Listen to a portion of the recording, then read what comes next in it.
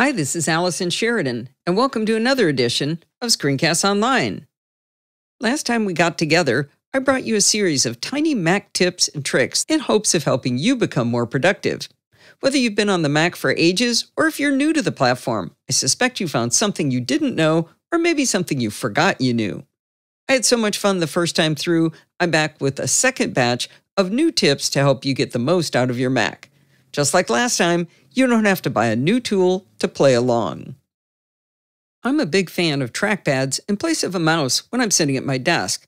Now, you might be a big fan of mice instead, but I think trackpads get a bad rap because they're annoying on laptops, mostly because of their location in the center of your MacBook. A trackpad to the right or left of your keyboard is actually quite wonderful. Whether you use an external Magic Trackpad or the one built into your MacBook, there's a couple of quick changes I make to how the trackpad works that make it work much better. Let's open up System Preferences. And of course, I have it alphabetized so I can find Trackpad. Let's open that up. The very first thing I change is tap to click. I don't know why it bothers me so much, but I really hate to push on my trackpad. Now, a little known fact is that your trackpad doesn't actually move. It's haptic feedback telling you that you pushed on it, but you still have to push on it to click unless you select tap to click with one finger. You'll notice that secondary click is selected here. Secondary click is the same thing as a right click on a traditional mouse. You can tap with two fingers to get your contextual menus.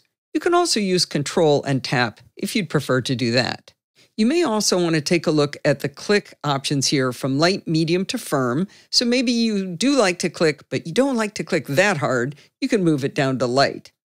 And then you can also turn on what they call silent clicking. And it's not really silent clicking, it's just way, way quieter clicking. I don't like to click at all, so I like this tap to click option. Now, there's one more thing I like to do with my trackpad, and boy is it hidden. Hopefully they'll move it into a better position, but for now, it's hidden inside accessibility. Let me press and hold on trackpad and go right into accessibility, like we learned in a previous tip. We're going to scroll down here on the left-hand side, and we're going to look for something called pointer control. Once that's selected, I want to go into trackpad options, and I'm going to select enable dragging, and I'm going to change it to 3-finger drag. Let me tap OK. Without clicking, I could put my 3 fingers on the top of this window and I could move it around. No more clicking hard and then dragging, and that's probably the most annoying part of clicking to me with a trackpad. So just being able to grab that window with 3 fingers and move it around makes it much, much nicer to use a trackpad on a Mac. I'm sure this is a boon to accessibility, but I find it odd that they didn't include this control under the normal trackpad controls in System Preferences. That's just a quick preview of one of this week's Apple-related tutorials from Screencasts Online. Screencasts Online is your premium source of Apple-related video tutorials. All of our members get access to brand new, up-to-date tutorials each week, as well as unlimited access to our entire video archive full of Mac and iOS-related tutorials. You can stream and download all of our videos on your Mac, iPad and iPhone, and even your Apple TV using the members-only Screencasts Online Apple TV app.